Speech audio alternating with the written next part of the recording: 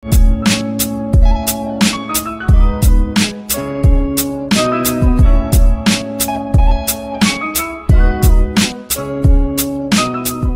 আলাইকুম, সবাই কেমন আছো? নিশ্চয়ই ভালো আছো, আমিও ভালো আছি। আজকের ভিডিওটা হলো রিকোয়েস্টেড ভিডিও, আমার বাড়ির ট্যুর। যদিও আমার গেস্ট লিভিং রুম বা কিচেন এগুলি দেখানো হয়েছে, কিন্তু রিকোয়েস্ট ছিল আমার বাড়ির ট্যুরটা দিতে। বাড়ি আমার যেহেতু দোতলা, দুইটা পার্ট 1 আর পার্ট 2 করব। তা আজকে আমার শুধু নিচের তালাটা একটু শেয়ার করব তোমাদের সাথে, আর কিছুটা গার্ডেন। যেহেতু এখন অনেক ঠান্ডা, গার্ডেনে তো ওরকম কিছু নাই আর ঠান্ডাও লাগে, তো আমি দেখাচ্ছি আমার বাইরেরটা আর কি। তো এই দুইটা হলো আমার গ্যারাজ, যেগুলি আমরা বানিয়েছি। আমরা যখন বাড়ি কিনি তখন এইখানে গ্যারাজ ছিল না, গ্যারাজ ছিল অন্য জায়গা। লোহার গেটটা দেখছো, এটা আমার পিছনের বাগানে যায়। এটা কিন্তু আমি সামনের বাগানটা দেখাচ্ছি। আমার সামনের বাগানটা আমার অনেকই বড়, অনেক গাড়ি রাখা যায় এই জায়গাটায়, সেজন্য দেখাচ্ছি। আর এটা হলো আমার বাড়ি। আমার বাড়ি যখন আমি কিনি এত বড় ছিল না, আমাদের অনেকটাই বড় করতে হয়েছে আর কি। আমি বাড়িটা দূর থেকে দেখাচ্ছি। এইটা হলো আমার বাড়ি। বাড়ির চারিদিকে গাছ আছে আমার অনেক। বাড়িতে ঢোকার জন্য ডাবল ডোর করেছে, যেগুলো আমার ভালো লাগে। মনে হয় তখন এন্ট্রান্সটা অনেক কি বড় বড় লাগে আর কি। আর সামনে তো চারিদিকে আমি টাব রেখেছি, কারণ গাছ আমি এত পছন্দ করি। আর যেহেতু অনেক জায়গা আছে আমার, চারিদিকে আমি গাছ রেখেছি।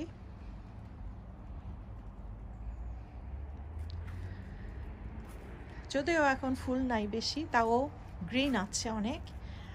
আর বাড়ির সামনে যে এই জায়গাটা পোর্চ জাতীয়, এখানে আমি ফুলের গাছ, তারপরে টাব, ওয়ালে সব জায়গায় রেখেছি। স্প্যানিশ টাবগুলো, এগুলি ভালো লাগে দেখতে, কারণ এগুলো সারা বছরই থাকে এরকম।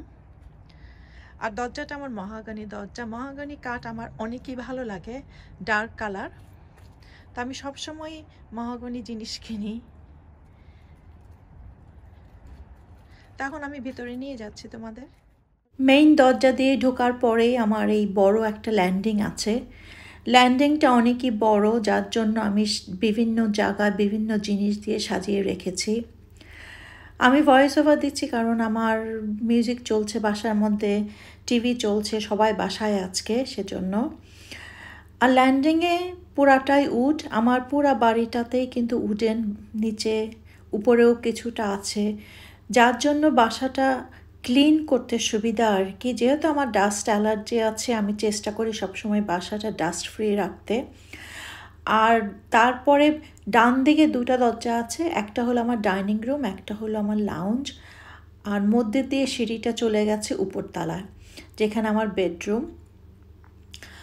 আর এখানে আমি বাঁদিকে আমি একটা টেবিল রেখেছি, টেবিলের উপরে ক্যান্ডেল রেখেছি। তারপরে সোজা রুম একটা আছে আমার, যেটা আমার স্টাডি অফিস রুম, সেটা আমি পরে দেখাবো। আর ওয়ালেও আমি বিভিন্ন জায়গায় আমি ডেকোরেশন রেখেছি। তারপরে আমরা চলে গেলাম আমার ফ্যামিলি রুমে আর কি। ফ্যামিলি রুমটা আমার অনেকই বড় এবং অনেক খোলামেলা এই ফ্যামিলি রুমটা। এইখানে আমরা অনেক টাইম স্পেন্ড করি, এবং বাসায় গেস্ট আসলেও কিন্তু এই রুমটাই আমরা ইউজ করি। কেউ আর গেস্ট বসার রুমে যেতে চায় না, কারণ এই রুমটা এত খোলামেলা, আলো, সবাই এই রুমেই থাকে। আর কিচেনটা যেহেতু এটার সাথেই আছে, খুবই ইজি আর কি। তো এই রুমটা আমাদের টিভি রুম, এখানে বসে আমরা অনেক সময় খাইও, এখানে আমাদের এক্সারসাইজও করা হয়, সব কিছু এই রুমটাতে আমাদের করা হয়। এই রুমটা আমরা বানিয়েছি নিজে, এবং আমি ডেকোরেশন করেছি পুরা বাড়ির মতো আর কি। পুরা বাড়িটাই যেরকম আমি ডেকোরেশন করেছি, এই রুমটাও ডেকোরেশন করেছি। এইখানে বসে খুব কমফোর্টেবল ফিল করা যায়। আমার পিছনের বাগানও দেখা যায়, আবার সামনের বাগানও দেখা যায়, সব দিকে এই রুমটার থেকে আর কি। আর অনেক আলো আসে। তো বিভিন্ন জায়গায় আমি ডেকোরেশন রেখেছি, কারণ যেহেতু এই রুমটা বড়, ডেকোরেশন তো রাখতেই হবে। টেবিল রেখেছি ছোট ছোট, আর বিভিন্ন দেশের থেকে ডেকোরেশন আনা, ওইগুলো সাজিয়ে রেখেছি আর কি। আর এক কর্নারে আমি রেখেছি আমার এক্সারসাইজের কিছু জিনিস, আর আমার ছেলে চেস খেলে, তার টেবিলটাও রেখেছে। আসলে যে কোনো রুমে যদি একটু কমফোর্টেবল ফিল না করা যায় তাহলে কিন্তু সেই বাড়িটাকে ভালো লাগে না আর কি। যেরকম বাসার মধ্যে গেস্টরাও আসলে গেস্টরাও যাতে কমফোর্টেবল ফিল করে, ওরাও যদি আরাম করে বসতে পারে, এইটাই চাই আর কি আমি সব সময় আর কি। আর প্রত্যেকটা কর্নারেই কিন্তু কিছু কিছু জিনিস আছে যেগুলি আমাদের পার্সোনাল, কিছু আমার আছে, কিছু আমার হাজব্যান্ডের আছে, কিছু আমার ছেলে মেয়ের আছে, এই দিয়েই এই ঘরটা সাজানো আর কি।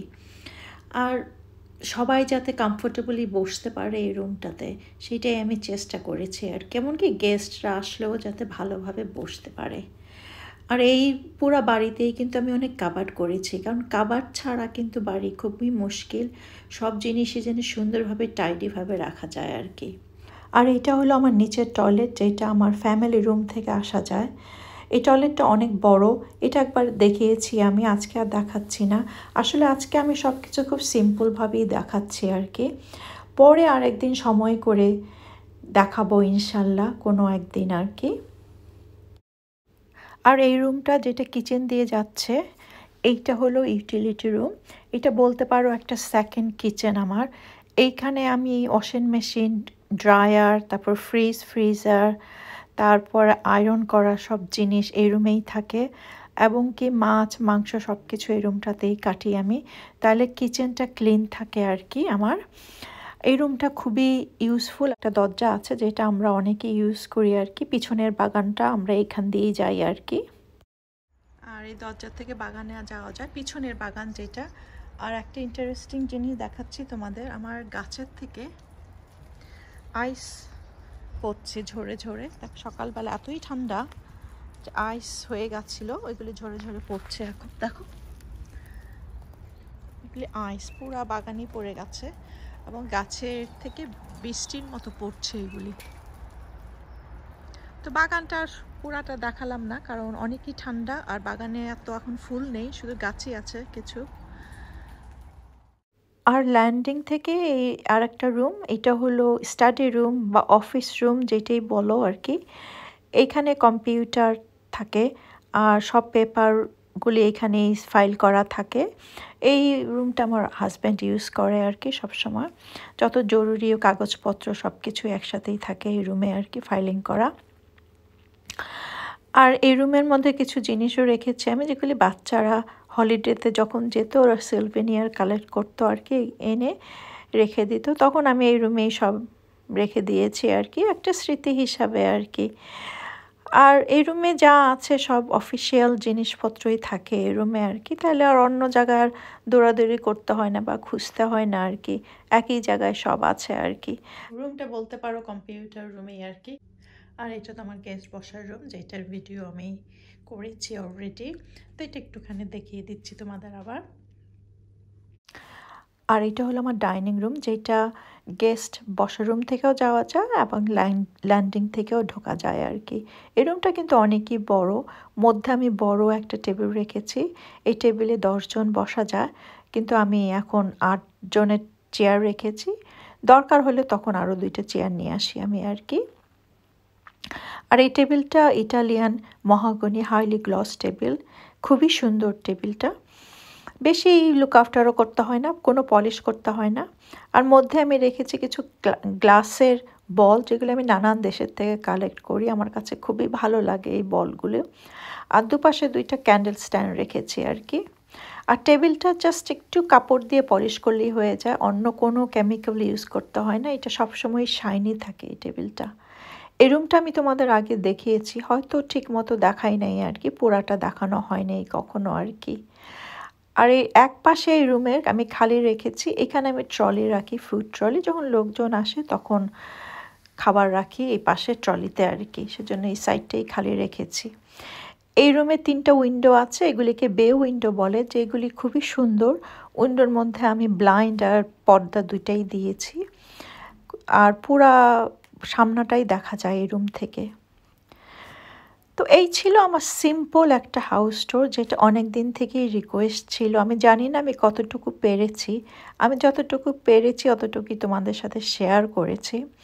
আরেকদিন ইনশাল্লাহ ভালো মতো করব, এর চেয়ে বড় করলে তোমরা হয়তো একটু বোর্ড হয়ে যাবে, সেজন্য যতটুকু পেরেছি ছোট রাখতে চেষ্টা করেছি। তো আজকের মতো ভিডিওটা এখানেই শেষ করছি। তোমরা যে যেখানেই থাকো ভালো থাকো, সুস্থ থাকো। অনেক দোয়া রইল তোমাদের জন্য। আর হ্যাঁ, জানাবে কেমন হলো এই ভিডিওটা।